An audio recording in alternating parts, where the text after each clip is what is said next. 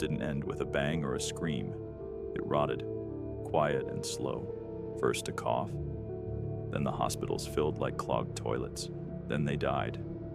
All of them, and nobody flushed. The virus didn't care who you loved.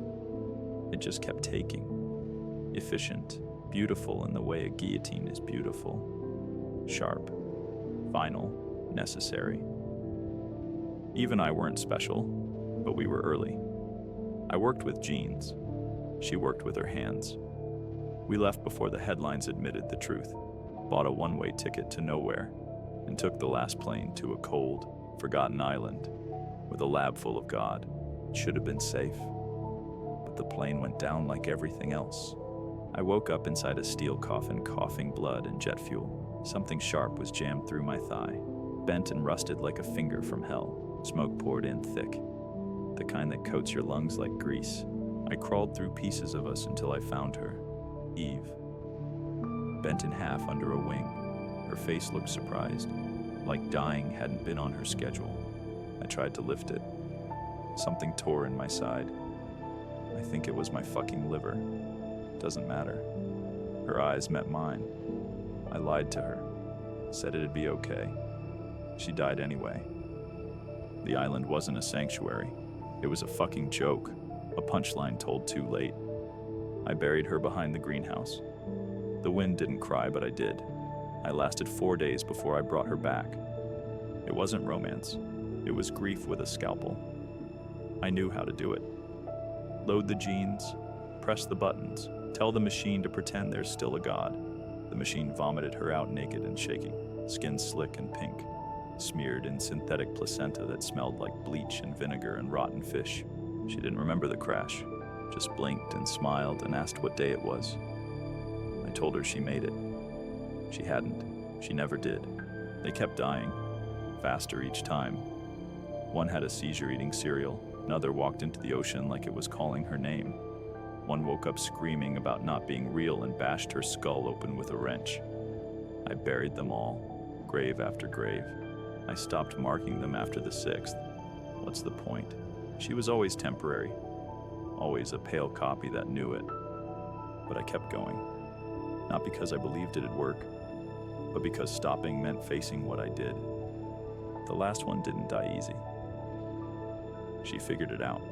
I saw it in her eyes, like something inside her snapped into place. She screamed my name like it was a curse and came at me with the knife, wild and fast and sobbing. It wasn't clean. We weren't warriors. We were but mere animals in a cage full of rot. She cut my stomach open and I saw the glisten of my own guts trying to crawl free. I hit her back, maybe with the kettle, maybe my fist. She slipped in our blood, went down, but kept fighting, bit my arm, clawed my face. I don't remember grabbing the cleaver. I just remember the noise it made when it hit her neck. Wet and final. And then quiet. The same kind you only hear after killing someone. We should have ended there. Should have died with her. Like two gutted strays left to rot in the same trap. But I dragged myself to the lab like a coward chasing one more hit, set the timer, bit my lip and told the machine to make me. And it did. He stepped out of the chamber like he'd been waiting years for it. Same face, same limp, same shitty scar from prom night. But he didn't blink, didn't smile. His eyes were dead, like he'd been cooked from the inside out and only kept standing by spite alone. He looked down at me, and there wasn't pity, or fear, or even hate. He took my clothes piece by piece, my watch, my boots, slid my wedding ring off like he was peeling a banana. I tried to speak, tried to lift a hand. All that came out was a cough full of chunky blood. He didn't even flinch, just walked out, left the door open so I could watch him leave. Now I'm here. Can't feel my legs, can't move, staring up at flickering lab lights and smelling blood and piss and rot. My hands are cold. My mouth won't work. I think I shit myself.